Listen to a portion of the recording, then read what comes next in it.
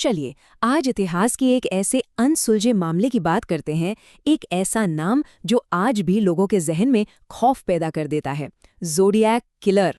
क्या हो अगर कोई कातिल दुनिया के सामने खुद अपनी पहचान बताए और फिर भी कभी पकड़ा ना जाए।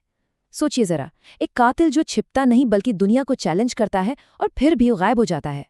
यही वो ख्याल है जो इस पूरी कहानी को इतना डरावना बनाता है। तो बात है 1960s के आखिर की। जगह सैन फ्रांसिस्को।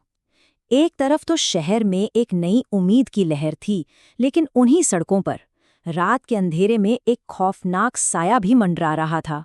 एक ऐसा रहस्यमयी कातिल जिसने पूरे शहर में दहशत फैला दी थी। और उसने खुद को एक नाम भी दिया था, एक ऐसा नाम जो आगे चलकर खौफ का दूसरा नाम बन गया। वो खुद को कहता था ज़ोडिएक। देखिए, ये कोई आम कातिल नहीं था जो छिपने की कोशिश करे। नहीं, ये तो पुलिस और अखबारों को सीधे चिट्ठियां भेजता था। मतलब वो सिर्फ कत्ल नहीं कर रहा था, वो एक तरह का खेल खेल रहा था। और उन चिट्ठियों में होती थी धमकियां, और साथ में अजीब से कोड्स। जी हाँ, साइफर्स। वो पहेलियां भेजकर मानो सीधे सीधे पुलिस को चैलेंज कर रहा था कि हिम्मत है तो मुझे पकड़ कर दिखाओ। तो सवाल ये उठता है कि आखिर ज़ोडिएक ने कितने लोगों को मारा था। उसने अपनी चिट्ठियों में तो बहुत सारी हत्याओं का दावा किया था, जिससे लोगों में डर और कंफ्यूजन और भी बढ़ गया। लेकिन असलियत क्या है ये आज तक कोई नहीं जानता। सच तो ये है कि असल संख्या आज भी एक राज ही है, और यही बात ज़ोडिएक के रहस्य को और भी गहरा बना देती है। तो चलिए अब उस सबसे बड़े सवाल पर आते हैं जो सालों से सबको परेशान करता रहा है। आखिर ज़ोडिएक कभी पकड़ा क्यों नहीं गया? क्या वजह थी कि ये केस कभी सुलझ ही नहीं पाया? वजहें कई थीं।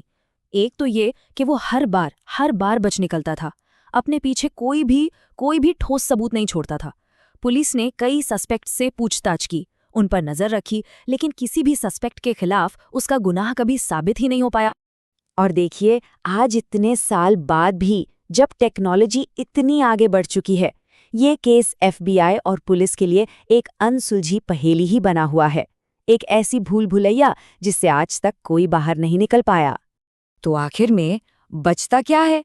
बस एक बहुत ही परेशान करने वाला ख्याल, एक ऐसा कातिल जिसने खुद अपनी पहचान दुनिया के सामने रखी, लेकिन फिर भी वो कभी भी पकड़ा नहीं गया। और यही बात इस कहानी को सबसे ज्यादा डरावना बनाती है। एक ऐसा कातिल जो सबके सामने था और फिर भी हमेशा के लिए एक साया बनकर रह गया।